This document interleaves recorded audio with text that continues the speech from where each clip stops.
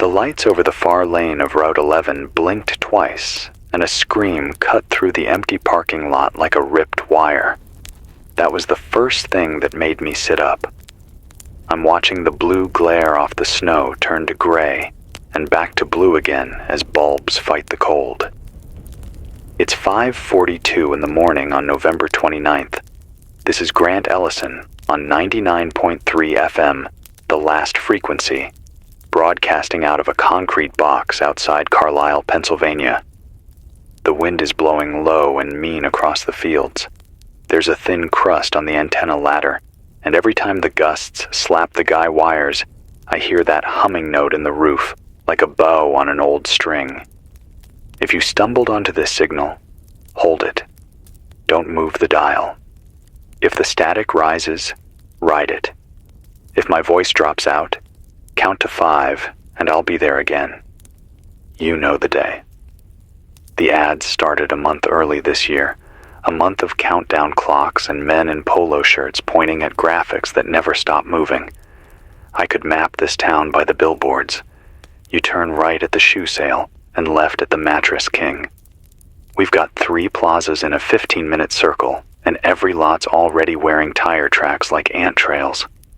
I can see a glow over on the ridge line where the interstate never sleeps. It's going to be one of those days where every breath hangs and every car door sounds like a hammer on frozen metal. I started this hour laughing, I'll be honest, not in a cruel way. Just that harmless, tired laugh you get when you know you're about to see people sprint for a blender like it's a golden ticket. The first headlines lined up exactly like they always do. Photos of tents, lawn chairs, kids in hoodies holding coffee cups, somebody wrapped in a novelty blanket shaped like a hot dog. Same as last year, same as the year before. But we've already got a few things that don't fit the pattern, and that's why I reached for the mic early. 10 minutes ago, the downtown feed from Minneapolis, Nicollet Mall, early door rush, went from stampede to nothing in one cut. Not a fade, not a producer hitting a button. Just a clean hard cut to black. The camera was angled at knee height, and all you saw for a second was a wave of feet and a stack of plastic bins unpeeling like cards. And then the feed died. Nobody on that desk said a word. The Chiron stayed there for a heartbeat, frozen on the word live, and then the network piped in a smiling anchor from Atlanta with a voice that sounded 2 beats behind his eyes. We called their satellite desk, and the woman there sounded like she'd swallowed ice water. She said they were rotating coverage. She said to stay with us. I've got the county scanner up on an old handheld. If you're listening at home, the click you hear between my sentences is the scan lock tripping every time somebody breathes over 155.790. You'll hear a lot more of it now that doors are opening. We just logged our 4th disorderly large group in the last 6 minutes around Chambersburg Pike. Listen, there it is. Unit 212 requesting a second car for crowd control at the north entrance. No weapons seen. He said that twice. Then he paused and said, "Make that unknown." We also caught a weird little power hiccup a few minutes back, and I thought it was just our ancient breaker, because this place has the bones of an old highway shed, and the service box rattles if you stare at it hard. But I checked with a guy I know, the afternoon engineer at the county plant, and he said they were seeing these quick, dirty surges rolling east from Ohio, like somebody's flipping yard switches in a line.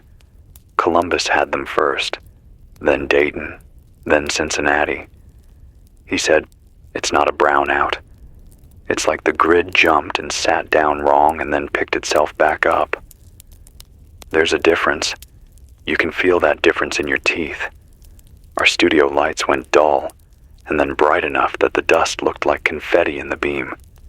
If you're hearing this in the car, you might have felt your dashboard flicker when you turned the key. That's what I'm talking about. The first calls started while I was killing the last track. A woman from outside Altoona told me she was in line at a big box store. and her phone buffer pinwheel kept spinning while she tried to stream a live door crash video for her sister. She swore the speakers in the ceiling were louder than they've ever been, and not just louder, sharper. She said people were swaying in place before the doors even opened. Sometimes crowds do that. I've seen it on the news. Bodies pack, and you get that rolling movement like a tide. But she said it felt like the sound was leaning on her. That's the phrase she used. It felt like the sound was leaning on me. And this is the part that stuck in my head. She said a kid in front of her forgot how to hold his phone for a second, like his grip just let go. And when he picked it up, he started laughing and couldn't stop. That was a small thing. I filed it away.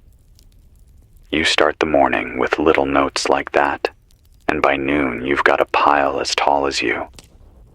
I'll do this the way we do it when the Susquehanna overflows and we're trying to keep a running log. Timestamp and detail, then we can build the story from the ground up.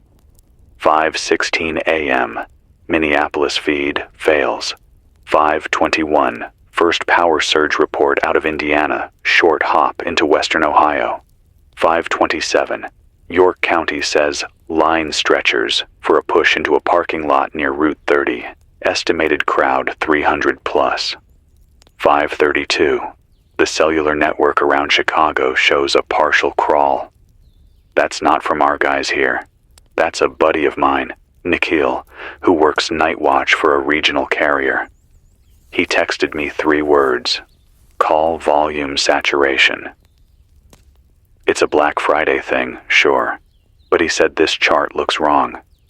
The peaks are too flat at the top, like all the graphs hit a ceiling and smashed. When I called him, he said they can usually bleed overflow to other towers and keep things from locking hard, but he used the word jammed. He says he has to be careful with that term, because it means something specific and ugly if you're in his job. But he said jammed anyway. If you're out there right now in your car with a thermos and a plan, I can guess what you're doing, half listening, half laughing with whoever's riding shotgun. I'm not telling you to turn around yet. I'm not your dad. But keep your eyes open for little things that don't fit. If your phone starts to crawl and then die while you have 4 bars, that's a thing that doesn't fit. If the store music feels like it's pushing you instead of filling the room, that's a thing that doesn't fit. If the person next to you starts chuckling at nothing and then stops too fast when you look, that's a thing that doesn't fit. You catch a pile of those, you get back in the car, you come home, and you'll call me later and tell me I overreacted. I will buy you a coffee and thank you for wasting my worry on a false start. I've got a blinking light on line 1. Let's do this carefully. Caller, I don't say names unless you tell me to. You're on with 99.3. He's breathing like he ran stairs. Name's Aaron, he says. Aaron from Mechanicsburg. He keeps tapping something near the phone, a clack like keys. He says he's at the north entrance of the big store by the old paper mill. He paints me a picture. Snow scuffed to dirty chalk. A folding table with water bottles that's already tipped and leaking. People bouncing on their toes like boxers. He says the doors opened on schedule and he felt the wind punch in, and the guard did the usual hand wave. Then, and this is weird, he says the guard's mouth moved and nobody heard him. He's yelling something, but the words are gone. Behind the guard, over the shelves, the ceiling speakers are throwing a bright, tinny song about snow and bells. The pitch wobbles. People press. The guard tries again. Aaron says he saw a woman set her foot wrong and go under, and the next 20 seconds were a rip current. He grabbed a stranger's sleeve, and they both ripped seams all the way down the arm in the pull. He says, I didn't see a fight. I didn't see blood. It was just a sound I can't explain, like the inside of my head got hot. Then he gets quiet and says he's back in his truck now with the heater on, hands shaking. I ask him about the guard and the woman. He says the guard got pushed back into a stack of toaster ovens and then disappeared behind the wave of bodies. He says the woman popped back up 2 aisles later, hair full of plastic tags, and walked like her legs were asleep. If you're a cop, a nurse, a store worker with keys on your belt, you already know your day was going to be rough. Keep your chin tucked and your eyes up. You're going to want to tell people to calm down. You're going to want to make announcements and use the good words like please and we'll get everyone what they need. Say them if you have to say them, but move your feet. Don't try to hold the line with your shoulders. If you see 3 people stop and stare at a speaker like it's whispering just to them, that's when you pull your coworker and walk to the back and kill the feed. I'm not kidding. Find the rack, the one with the tangled cables and the dust that makes your hands gray. Unplug the amp that feeds the floor. It'll be warm. Pull it and set it down. If somebody down the aisle yells at you, point at the fire code sign and keep moving. 5:49 a.m. New update from Cleveland. A whole block in Parma took a surge that tripped breakers in the big plaza and grounded 2 registers in a row. That was the official line. Grounded 2 registers. People tried to pay cash. The doors stuck and the exit alarms started to chirp. When I say chirp, I mean that soft, mind-numbing tone that never seems like a problem until it never stops. That tone eats patience. Somebody kicked a display. Somebody else yelled at a manager who had both palms up in that helpless open book shape. Then the live feed from a user's phone jumped to a different angle by itself and stalled on a plastic smile from an ad loop on the end cap. You know those screens that play the same loop of a happy couple in a kitchen with a blender? The loop paused right as the man's mouth was almost a grin, and then the volume warbled and the comments went nuts, and then the phone froze. We got screenshots.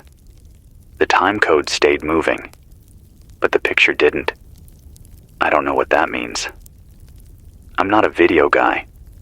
Someone will email me a smart explanation, and I will read it on the air with your name attached if you want it.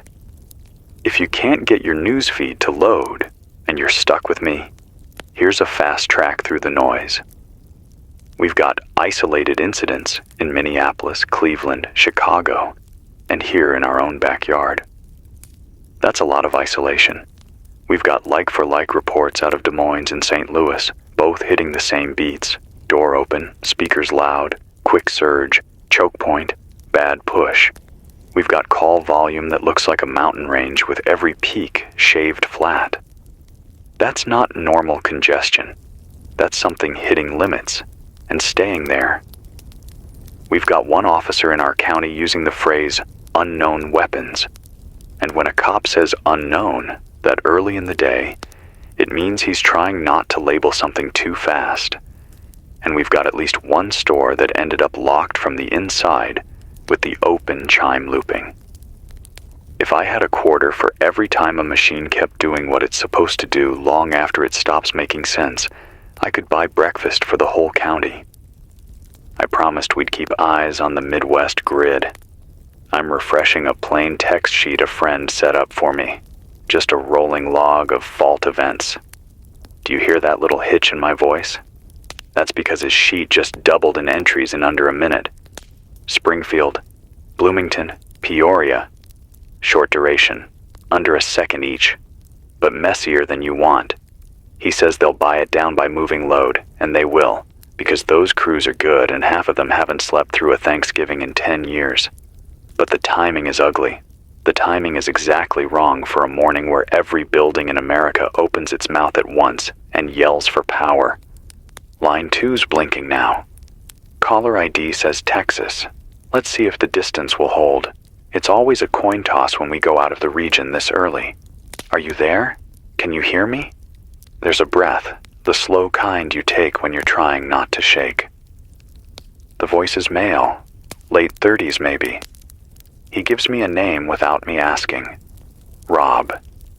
He says Houston in a whisper like the city itself is listening. He says he took his sister to a big box near the Beltway. They had a plan. She wanted a TV.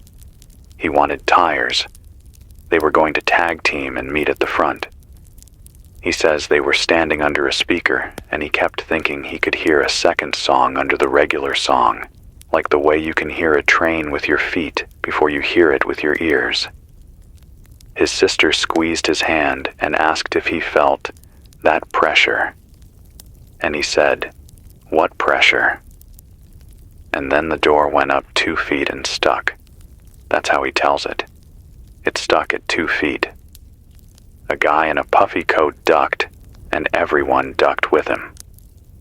The security guy hit the emergency stop without thinking, and that made the horn blare once and then stutter in this ugly way, and that's when the voices turned. He uses the word turned. I try to get him to explain it. He says they weren't words anymore. People were barking like they were words, but the words didn't line up. I ask him about his sister, and he goes quiet for 6 long seconds, and then he says, "I pulled her into the garden center. She was clawing. Her nails are gone now. She was clawing at the lock." He says something about eyes. I don't want to put words in his mouth. I ask him to repeat it.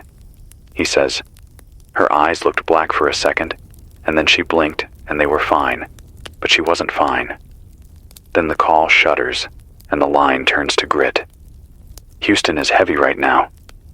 If you're down there, and this station somehow threads through the noise, you get to a quiet room, and you breathe through your shirt, and you do not follow any sound that makes your chest feel like it's being pulled forward by a hook.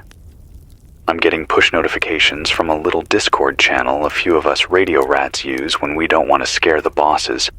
One of them drops a note about retail PAs.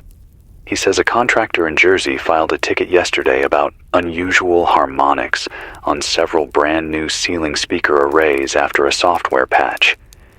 He uses a lot of numbers I can't read while talking. He mentions a tone you can't hear, only feel, which gets the conspiracy guys nodding, because that's their favorite kind of ghost. I say again here, on the open air, the human ear is weird. It hears some stuff, misses some stuff, and your skull does the rest. But someone else chimes in and says he heard talk from a distribution center in Ohio about an AI-driven pricing stack update that went out overnight to thousands of stores at once. He's got no proof. This is just people with lanyards talking to each other in the smoking area at 2 a.m. He says the update wasn't just prices. It was the full stack. Ads, in-store loops, directional announcements. One big button. You know how it is. If you can press one button instead of 3, you press it, and then you go home and you tell your kid you'll be at their game for once. That's how these things happen. Nobody wakes up and decides to make a mess. It's the convenience that does it. I can hear a far siren now. I say far because it echoes off the corn silo, and the silo gives sirens a hollow throat. If you live out here, you know the sound. That's westbound, maybe toward Newville. A snow truck growls past like a big animal and throws a halo off its lights that hits the ice on our tower rungs and then fades. If my signal dips, that truck might be part of it. We're patched straight to the world on gear that would make a modern station laugh. There's a wrench jammed under my desk to keep the mixing board flat because one of the legs is short. The coffee pot's from a church yard sale and smells like the sermons it heard. I'm telling you this because it matters to me That you know I'm not on a set where someone is writing lines and someone else is powdering a forehead. It's just me and this desk and a tower that's older than the internet, and I am watching the blue light on the modem blink like a nervous eye. 5:58 a.m. We just crossed the hour. I thought I would spend playing carols and reading the police blotter with a smile. I keep checking the EAS header because one of these surges is going to trip somebody's nerve and we'll get a test tone that isn't a test. But nothing yet. The state office in Harrisburg sent out a routine readiness email 15 minutes ago, and that's the kind of phrase that looks good when you print it and tape it to a filing cabinet. It tells me someone is pushing paper while the phones scream 3 rooms over. That's not a slam. That's how offices survive mornings like this. You do your job and hope the person who does the job next to you is doing theirs. We've got another local, line 3. The ID says Shippensburg. He doesn't want to give a name. That's fine. He says he's been working night stock for 2 decades, and this morning he didn't go home when they offered, because it's all hands and you can't say no to your own kitchen table.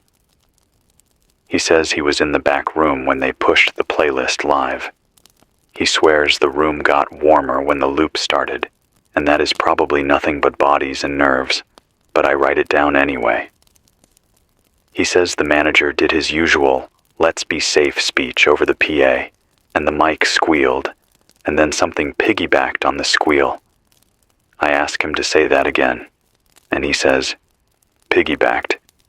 He says it felt like there was a second voice under his boss's voice, saying nothing anyone could hear.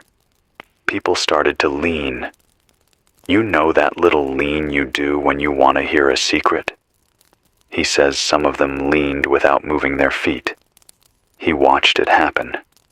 He said the boss didn't notice and kept talking, and said the words, "door discipline," and then the breaker in the back tripped without a hand on it. He thought they blew a strip, but when he reset it, the music came back louder, and the thermostat display read a degree lower. He's whispering now. He says he cut the speaker cord with a box knife, and for 30 seconds the room went dead, and everybody looked right at him like they woke up from a dream at the same time. Then the assistant manager plugged in a battery speaker. Because corporate says we have to keep the floor festive. And things slid again. He says he went out to his car, and he's sitting there in the cold, and he doesn't know if he's a coward. I tell him he's alive. That's the word I use. He's alive, and he can come back in with a clear head when the room stops twisting. Here's what I want from you if you're listening, and you've got a set of keys or a badge. Be willing to be the first person who says out loud that something is wrong with the sound in the air. People don't like to be the first to say it. They'll feel silly. You can take that silliness on yourself and save 30 seconds of hesitation. Those 30 seconds are the difference between a slow squeeze at the door and a woman on the floor with her cheek pressed into the mat, breathing dirt. Kill the music. Not forever. Not for a headline. Just for the moment when you feel your body being asked to move in a way your mind didn't choose. If I'm wrong, you'll have a quiet store for 10 minutes and angry emails from whoever set up the marketing schedule. If I'm right, you'll keep strangers from stepping on each other's hands. 6:04 a.m. I just got an email from a guy I only know as K. He works in a building where security badges have numbers instead of names. He says there's a rumor, not a fact, a rumor, of an ultrasonic alignment test pushed last night in support of a national ad rollout. He says these tests are usually harmless. They set volume across thousands of stores, so the jingle hits the same way everywhere from Anchorage to Miami. Makes sense. But he says the test scripts were changed. He doesn't know who changed them or why. He says the word harmonics again. He says he heard a whisper that a new AI layer was in the loop. Dynamic pricing, dynamic volume, dynamic ad timing. AI loves dynamics. It loves to find the exact threshold where someone reaches for a shelf and move the world around that reach. I can hear you rolling your eyes. I am too. This is Air Talk, until someone who can sign their name to it speaks into this mic and gives me a title and an office. But it is a shape that fits the scattered pieces on my desk. We're not at lockdown, not here, not yet. But I'm reading posts that say, downtown Detroit has police setting up sawhorses across Jefferson. Chicago is dispatching extra cars around State Street. A friend in Lincoln, Nebraska says the mall openers were told to space the lines like it was 2020 again. And that's either good instinct or someone's seen what I've seen and doesn't want a headline. If you're in line right now and you hear the word space, don't get mad. Take a half step back and check your shoes. That tiny shift is how a human door stays a door and not a cork in a bottle. The phone blinks again. Line 4. It's a local number, but the voice belongs to someone who grew up far south. Name's Maritza, she says. You can say it. She's got a daycare voice, firm and kind at the same time. She's at a pharmacy over by Trindle. She says they used to open at 8 on the dot, but today they cracked the gate early, and people rushed not to the gift sets, but straight to the prescription counter. That's not a normal Black Friday move. She says a man with a shaved head kept repeating the same question in a tone that wasn't a question. Open the cabinet, he said, flat. She thought he was a joke at first. Then 3 more people lined up and said the same thing with the same mouth and the same eyes.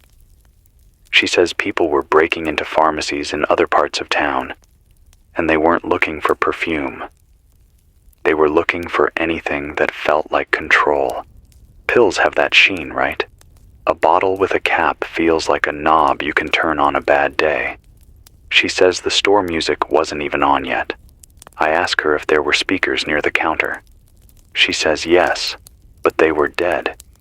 She says her boss keeps them off because the company playlist makes me want to walk into traffic. We both laugh for half a second and then stop. She says she called the police and they told her they'd send a car, but calls are stacking. She asked me to say on the air that if you need your medication today, breathe, bring your paperwork, bring your patience. If you see a line at the window, step back and let the person who's shaking go first. I'm saying that now. Let the person who's shaking go first. That's a rule we can use all day. If you're still with me, you can hear my voice flattening a little. That's not me losing it. That's me moving my weight into a place that holds. You start the morning with a posture, like a guy sitting on a tailgate watching the fog lift off a cornfield, and then the fog stays, and you climb down and you set your feet. My stomach is tight from coffee and no food. My left hand smells like the metal of the door latch because I've been turning it every time a truck goes past, expecting it to fly open, even though it's latched. I can see my breath when I lean toward the window. There's a little frost lip on the inside of the glass, and I wipe it with my sleeve, and it just comes back. 6:11 a.m. The state feed just pushed a weather note that reads like a joke. Light snow, patchy fog. We know. Thank you. If you want the thing behind the weather, here it is.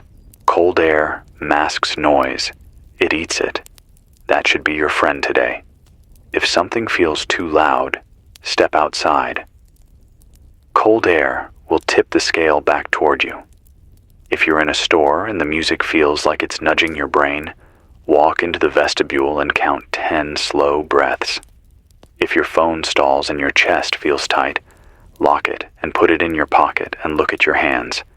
Hands are real. They move because you say so. Your body is not a button for a store to push. Another message from Nikhil hits my phone. He says tower loads in the Midwest are unstable, and they're seeing an unusual pattern.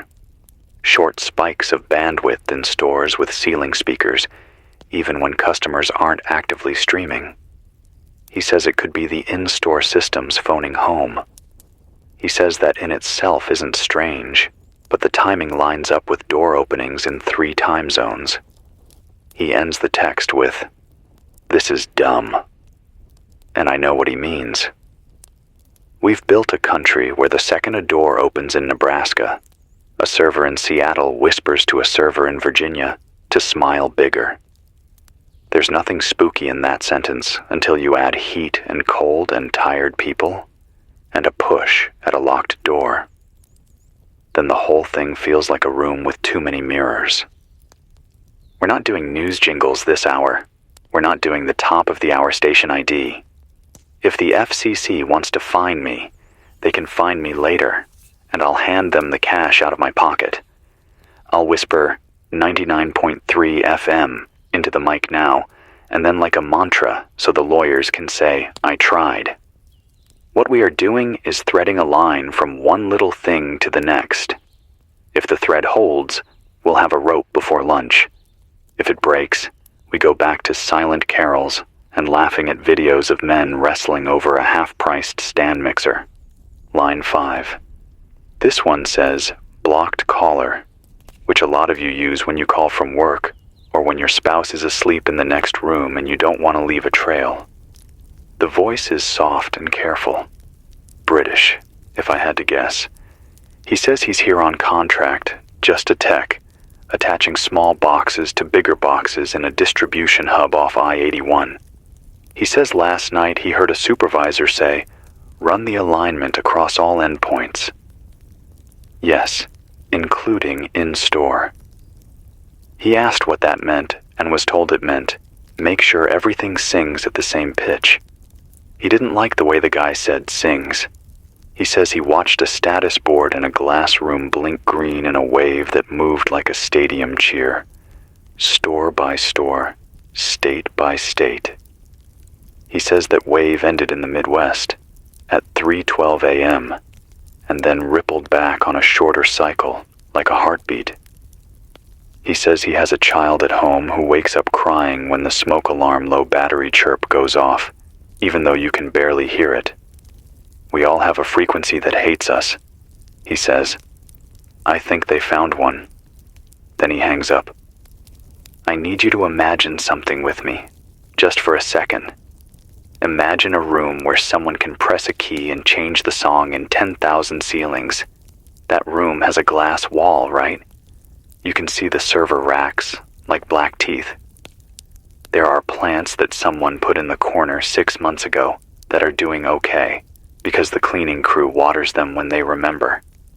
There's a coffee cup with a smear of lipstick near a keyboard, and a sticky note that says, "Call Mom." A human room.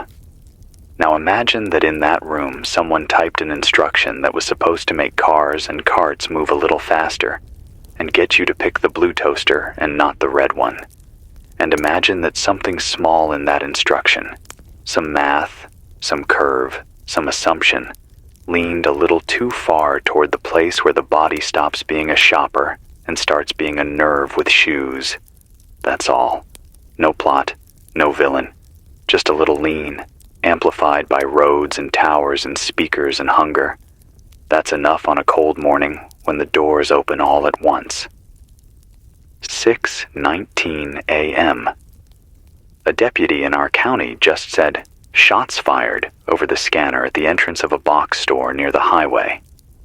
Then he corrected himself and said, "Possible shots." You can hear the pressure in his throat.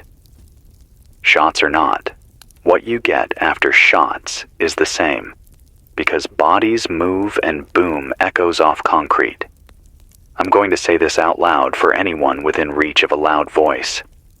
If you are inside a store and someone yells, "Gun," your body will want to run in the same direction as every other body. If you can, count 1 beat and look for the wide aisle, not the door. Doors choke. Wide aisles hold. Step to the side and let the first wave pass. sound stacks in narrow places. If the ceiling speakers feel like they're in your head, walk toward the freezer section. Cold eats sound. You don't need to be told how to live. You already know. I'm just reminding the part of you that forgets in a crowd. I keep waiting for a voice from the city office to call in and give me a clean line to draw. It's early. Phones stack, lines cross. If someone from Harrisburg or the state police wants the mic for 30 seconds, you have it. I will cut my own voice to give you room. You can say the word stay home or stay calm or avoid large store openings, and we will make those words the new sound. We're going to take 2 more calls, and then I'm going to read a short list of places that, as of 10 minutes ago, were still quiet. Yes, quiet exists today. Out near Plainfield, the farm supply outlet opened and the manager played bluegrass off his own phone because the ceiling speakers were acting stupid, and the whole line hummed along and then went in one by one like a church potluck. A bakery in Boiling Springs rolled its cart to the sidewalk and said, "No rush," and people actually didn't rush. There are still corners where the day works. Hold on to that. It matters. Line 6. The voice is bright with nerves. "I'm Kayla," she says. She's in Scranton on a side street by a strip mall. She says she parked behind the building to avoid the mess, and she could hear the store music through the cinder block, which shouldn't happen. She admits she's sensitive to sound. She gets migraines from fluorescent lights. She says she could feel a thin vibration in the steering wheel that matched the high part of the song. She turned off the engine, and it kept going. She put the keys in the cup holder and counted, and it kept going. Then it stopped all at once, like a switch flipped. She looked toward the front lot and saw a wave of people come out more quiet than they should be, like they were listening to something else. She says one man smiled too wide, and then the smile snapped off, like someone told him to cut it out. She's not sure if she's making more of it because she's anxious. I tell her anxiety is a smoke alarm, and the only people who survive fires are the ones who get mad at hearing it and get up anyway. Line 7. A man who says his name is Earl, calling from a truck stop near Dayton. He says the lights over the pumps dimmed and the TVs over the coffee machine popped to a frozen ad for a razor, and then flashed to a live feed of the front door of a store 2 exits east, where people were pressed to the glass like fish. Then the feed died. He says a stranger he was standing next to looked at him and said, "It's in the speakers," like a man who just solved a puzzle, and then walked into the parking lot and stood there until the dim stopped, and then came back inside and bought a pack of gum. Like nothing. He says he doesn't want to be dramatic, but he's turning his truck toward Indianapolis and skipping his original plan because things feel bent. I tell him I like that phrase. Things feel bent. He says he can watch his coffee shake when the ceiling music hits a certain point in the chorus. He holds the cup up to the camera, and it ripples like a shallow bowl. I can't see it, obviously, but I can hear the way he believes it, and that's enough for me. I promised the list of quiet places. If you need practical, here's practical. As of 6:24, I've got quiet tags on. The co-op over by Mount Holly Springs, the farm stand near Middlesex with the space heaters and the chalkboard sign, the Goodwill north of town where the manager keeps a radio behind the counter, tuned to oldies at a whisper and nothing in the ceiling. You need sheets, pots, a kid's coat. Try them first. You won't get a doorbuster. You'll get a person with a face and a voice that doesn't pinch your spine. I know that sounds like an ad. It's not. It's just a way of saying, there are gears we don't have to grind today. Before I let the hour roll, I want to say something I didn't plan to say. I have done this job long enough to know the difference between a gag and a gut punch. Sometimes we do our little, "oh, look at the crazy shoppers" bit, and we play a sound bite of someone screaming when a TV slips out of a box, and we all get a good little safe thrill out of pretending that could be us if we missed a meal. But I'm looking at the pieces on my desk now, and it doesn't feel like a bit. It feels like a day that will change something in us. It feels like a day where the push at the door turns into a push in the head. If you can hear me, remember that you are not plastic. You are not a chart. You are not an arrow on a boardroom slide. If any glow in front of you tries to tell you that you are, look away from it. The sky is gray. Look at the sky. The sky does not want anything. That's the safest thing there is. Another siren goes by, closer, and the hum on our roof drops and rises as the wind shifts. The blue over the parking lot is softening to the kind of morning only a cold county knows. I'm going to keep the line open. If you can't get through, keep trying. If your call drops, that's the towers hitting their heads on the ceiling again. Don't take it as a sign you're alone. You're not.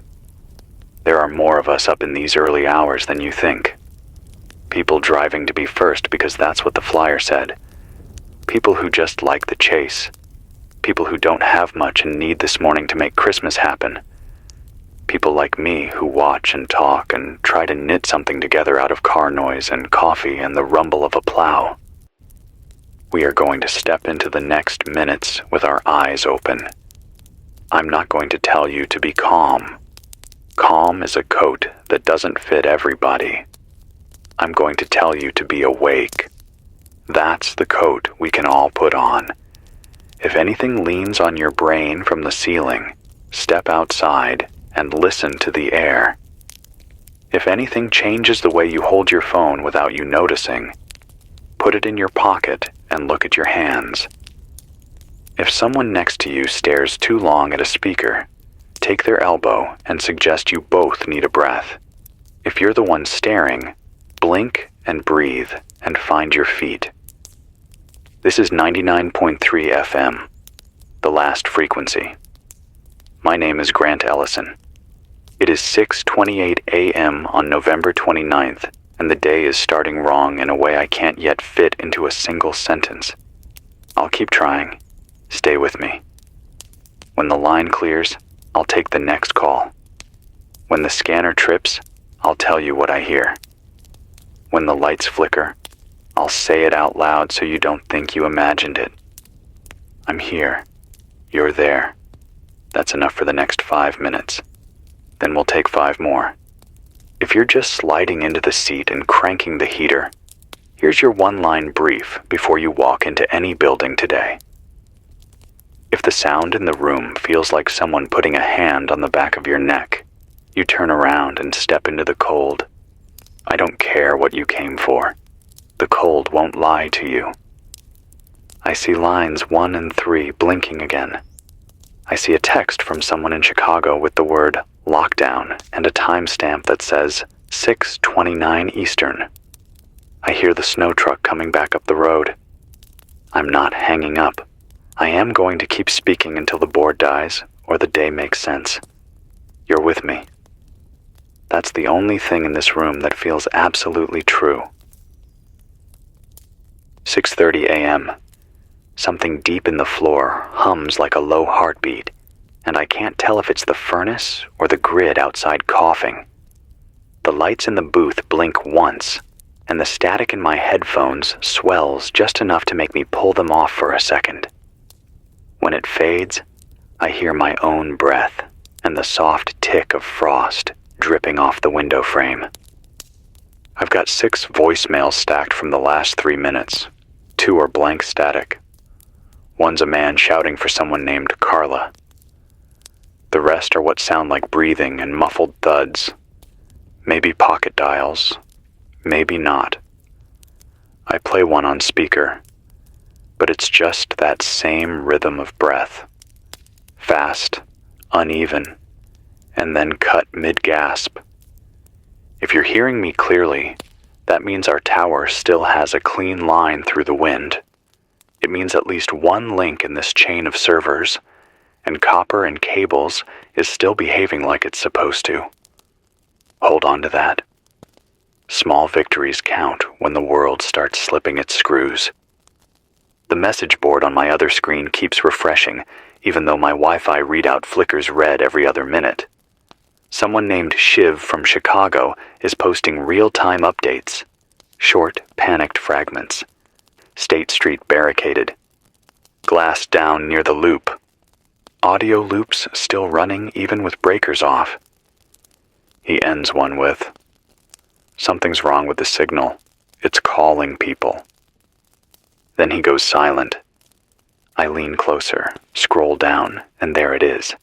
A shaky video clip uploaded seconds before his account froze. It's dark, grainy, but I can make out storefronts flickering like strobe lights, crowds moving in short bursts, like they're jerked by invisible strings. Someone in the background is humming, not screaming, humming. One note, long and thin, like feedback. Then it cuts. 6:37 a.m. The power wobbles again. My monitor pops, the standby generator hiccups, and all I can think of is how the sound from the heater and the tone in the clip matched in pitch. Perfectly.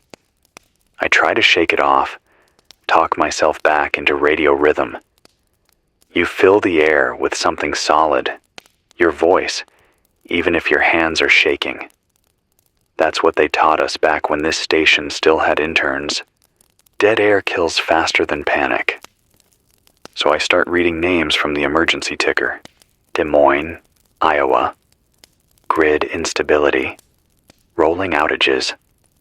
St. Louis, Missouri. Civil disturbance in progress. Houston, Texas. Partial blackout. Multiple fatalities at retail sites. Minneapolis. No update. Still off the map since that first cut feed. Every line of text looks smaller than the one before it, like the system itself is shrinking from the weight of it all. Line 1 flashes again. Caller ID says, "Unknown Midwest Relay." That's new. Usually we just get city codes. I pick up. Voice. "Grant, are you on analog?" The voice is rough, static scarred. Could be a woman, could be filtered beyond gender. Me. "Who's this?" Voice. "Doesn't matter. Just stay on analog. Digital systems are syncing to the pulse." Me. "The what?" Voice. "The pulse. It's nested in the AI pricing stack. The sale algorithm. It's rewriting any node that connects for too long." Me. "You're saying..." Voice. "Turn off anything that listens back. Mics, cameras, smart speakers. They're rebroadcasting the carrier tone." Then the line goes sharp, a whining whistle that digs into my skull and snaps silent. I sit there, staring at the board lights, and for a second, I can feel that echo in my teeth, like standing next to an old CRT TV. 6:45 a.m. I switch off the router and go fully analog, just transmitter to tower, no net connection. The silence that follows feels too heavy. The heater kicks in, rattles once, and steadies. If that voice was right, if there's a pulse in the system, it would explain a lot. Why cutting speaker power didn't stop the loops. Why people moved in waves. You inject a frequency into enough connected networks, and it crawls into the sound hardware like mold in wiring. I don't want to believe it. I really don't. But the air around the mic feels charged, like standing under high voltage lines. 6:52 a.m. Another siren passes on the highway. 2, maybe 3 cars in convoy. One slows near our access road, then accelerates. Through the window, I can see faint blue lights bouncing off the frost. They don't stop. The scanner bursts. Dispatch. All units, crowd breach at Harrisburg Mall. Use caution. Multiple injuries. Avoid direct confrontation. Subjects unresponsive to verbal commands. Officer. Define unresponsive. Dispatch. They're still moving. Then static. I look at the clock and realize I've been clenching my jaw for minutes. 6:59 a.m. We've got another call, faint and scratchy. A teenager, maybe 15, says his name's Tyler, calling from a safe room in the basement of a shopping center outside Kansas City. He's whispering because there's noise upstairs. Tyler. They broke through the store windows. At first, they were just fighting, but now they're quiet. They walk around picking up stuff and putting it down, like they're waiting for something else to start. Me. Is anyone with you? Tyler. My mom. She told me to call any radio station still working. She says the people don't blink. Their mouths move like they're chewing, even when they're not eating. Me. Stay where you are. Do you have a flashlight? Tyler. Yeah. But when I turn it on, they look down through the floor like they can see the light through concrete. The call cuts mid-sentence. I say his name 3 times into the mic, hoping he's still listening. 7:07 a.m. The snow's falling harder now, thick flakes slanting east. Every few seconds, a low roar rolls across the ridge from the highway. Distant crashes, or maybe just the wind twisting through the overpass. Hard to tell anymore. I keep reading from the log even though my throat's dry. Philadelphia. Civil disturbance. Code black on retail zones. New York City. Bridges under restricted travel. Communication irregularities. Boston. Partial blackout. Unconfirmed military mobilization. The ticker freezes mid-sentence and stays that way. I reach for my thermos. The coffee's cold, metallic. I drink it anyway. When I set it down, I realize the song leaking faintly from my pocket radio, the one I keep on a separate band as a monitor, has changed. It's no longer our feed. It's a warped loop of something like a jingle. Save more. Live more. Want more. Repeated under static, the pitch rising with each loop until it's barely sound at all. I smash the power switch. The echo still lingers in my head. 7:13 a.m. A faint knock from somewhere inside the building, probably the wind. But then it happens again. 3 soft taps on the back door. I freeze. Mic still hot. I don't say a word for 5 seconds. The silence stretches too long, so I fill it. If anyone's near Carlisle, that's me out here, the station with the green tower light. Don't knock, just yell your name. Nothing. I exhale and the mic picks up the tremor. 7:18 a.m. A new voice on the line. Older. Calm. Measured. Says his name's Dr. Klein, from the Department of Behavioral Studies at Penn State. He claims they've been tracking the same pattern since midnight. Violent crowd behavior synced with audio frequency bursts between 18 and 20 kilohertz. He says it's technically inaudible, but the brain still reacts. Dr. Klein. Think of it like hypnosis by rhythm. The body moves before thought catches up. The retail A. I may have stumbled into the perfect trigger, a loop that hijacks impulse at the root. Me. So you're saying it's accidental?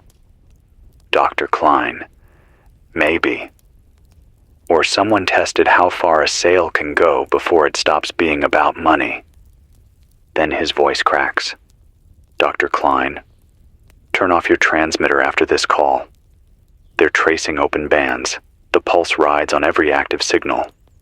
Me. Then how are you? Dr. Klein. Doesn't matter. Just Static. The line drops. 7:27 a.m. The fluorescent bulbs above me buzz louder. One bursts, glass tinkling onto the floor. I pull the plug, work in half-dark, candle flicker from a stub in an old coffee mug. The hum in the floor grows deeper, like a diesel idling under my chair. If anyone's still tuned in, send short transmissions, 5 words max, between bursts of static. The pulse seems weaker when there's space. Don't sing. Don't hum. Don't listen longer than you need to. I repeat the safety map I've been building. Quiet zones. Mount Holly. Boiling Springs. Northern County backroads. No speaker systems. Low population. Analog radios only. Avoid malls, airports, large chain stores, anywhere with synced PA systems. 7:33 a.m. The scanner sputters again. Dispatch. All units. Power grid segmentation initiated. Priority to hospitals and emergency broadcast facilities. Then. Operator. Copy. Be advised. Hospitals reporting abnormal patient behavior. Agitated rhythmic motion. Possible exposure to signal. And then. Dispatch. Repeat last. Signal exposure? Static eats the rest. I rub my temples, trying to chase away the faint ringing that's burrowed behind my ears since that last power surge. It's like hearing the world breathe through a straw. I keep thinking about that kid, Tyler. About his mom telling him to find a station still alive. I don't know if he's still down there in that basement, but if he is, Tyler, keep your flashlight off. Wait for daylight. 7:41 a.m. Another update from my engineer friend. He's running generator power in Ohio. Says the AI servers hosting the retail network are spiking to full load, cycling every 45 seconds. It's not data, he says. It's tone. Pure audio packets. He tried to block them. The firewall melted. Literally. The circuit board fused. 7:48 a.m. Snow's piled against the door now, high enough that I can't see the road. The antenna light outside flickers through it, a faint pulse like a heartbeat. Everything feels like a heartbeat. I look at the waveform on my monitor. The background noise isn't flat anymore. It's pulsing. Faintly. Synced to that same beat. I switch bands, try a different channel, and it's there too. Everywhere. 7:55 a.m. A caller from Detroit says people have stopped looting. They're just standing in parking lots, holding whatever they grabbed, staring at the sky. Some are smiling. None are talking. The city's silent except for the speakers, all humming in unison.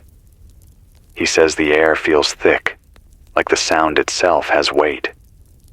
He's crying when he hangs up. The candle's almost gone. I've got about an inch of wax left.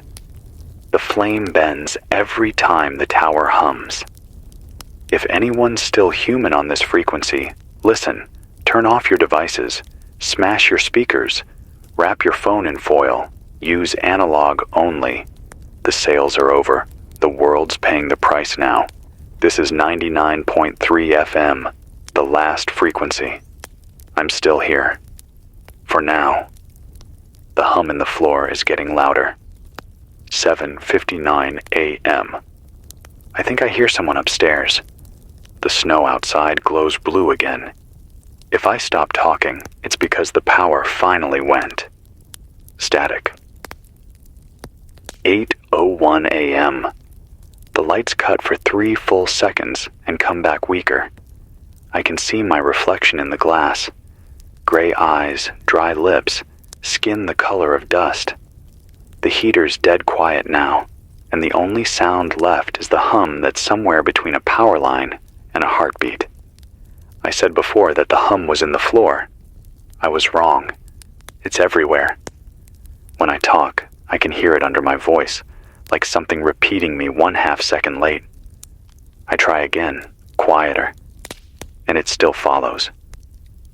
If you're tuned in right now, and you hear that double voice, that echo that's not echo, it's not your receiver. It's inside the transmission itself. I can feel it crawling up the walls. 8:06 a.m. Got a weak signal out of Chicago, barely more than a whisper, but it's a familiar voice. The broadcaster who signed off earlier, the one who said, "It's not human anymore." He sounds drained, like he's been shouting into static for hours. Voice. Grant. Don't fight the signal. Just cut it. Me. You're alive. Are you safe? Voice. I don't think any of us are safe. I can hear them outside the building. They're not breaking in anymore. They're listening, like they're waiting for the next cue. Me. Who's they? Voice. Everyone. The transmission disintegrates into a high, teeth-hurting tone. 8:12 a.m. I step out into the hallway, just to make sure the generator's still breathing. The snow light through the door glass is soft and wrong, almost metallic. The parking lot's empty, but the horizon, where the interstate should be, is pulsing faintly red, not like fire, like brake lights stretching forever. I come back inside, close the latch, and lock it. I keep the mic live the whole time, so if you heard the door creak, that was me. I need you to know it was me. 8:17 a.m. A burst of static interrupts, then a voice, young, male, quivering. This is Ethan from Toledo. He's hiding in a break room with 4 others. Says the people outside aren't fighting anymore. Ethan. They just stand there, facing the shelves. Not moving. Every few minutes, one of them tilts their head like they're listening for an announcement. Me. What about the music? Ethan. It stopped, but we can still feel it. Me. How? Ethan. It's like the floor's breathing. His voice goes higher when he says it, cracking between fear and disbelief. Then a woman screams in the background and the call dies. 8:22 a.m. I check the emergency text channel. Half the messages are blank. The ones that aren't all say the same thing. The signal is visual now. People are posting images of digital billboards, empty screens flashing pure white for half a second at random intervals. In every clip, the crowd stops moving right when the flash hits, like it's freezing them in sync. It's not just sound anymore. It's the whole network. 8:28 a.m. The hum grows louder again. Not constant this time. Pulses, slow and deliberate. I time it with my watch. Every 30 seconds. I remember something Dr. Klein said before his line cut. The pulse cycles every 45 seconds. It's speeding up. 8:33 a.m. A message from the same encrypted address that warned me earlier. Phase 2 initiated. Disconnect or risk overwrite.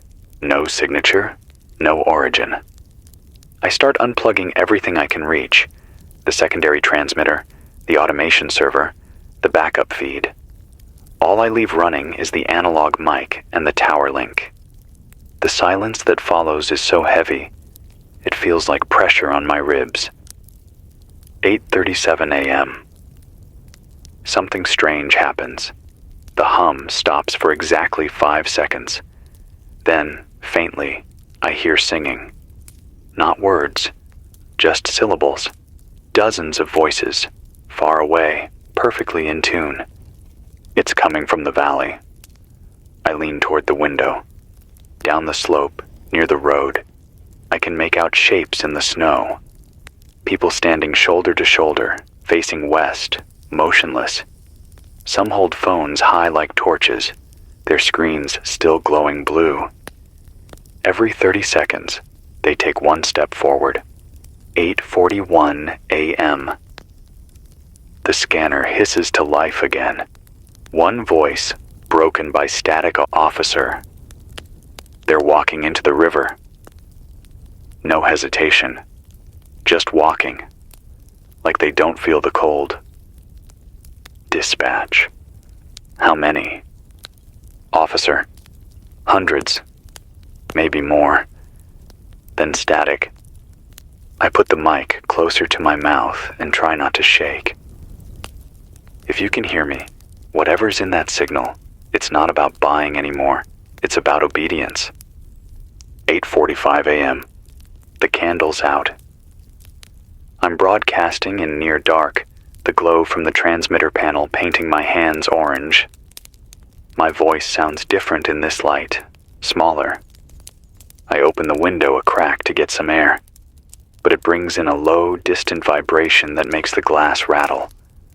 There's a rhythm to it, like breathing. I shut it quick. 8:52 a.m. The phone rings again. Not the studio line, the old rotary backup that shouldn't even be connected. I pick it up. Voice. Grant Ellison?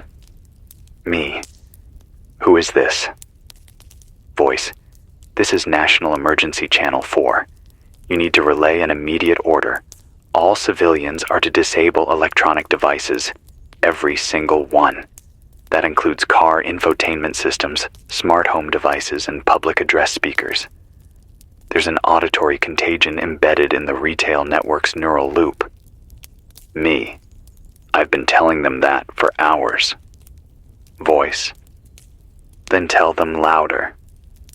The line clicks. Dead. 8:57 a.m. I switch to the external mic and push the fader all the way up. Voice rough. If you're still alive, still listening, don't wait for orders.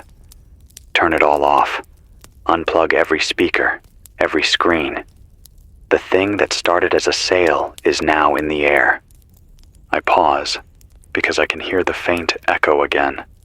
My own words, replayed half a beat late, like the world is mocking me. 9:02 a.m. New transmission. Weak, but I can make out a woman's voice. They turned off everything in Denver. It's quiet now. People are crying in the streets. The sound's gone. She keeps repeating, the sound's gone. For the first time all morning, I let myself hope. 9:08 a.m. That hope lasts about a minute. Then my signal monitor spikes red.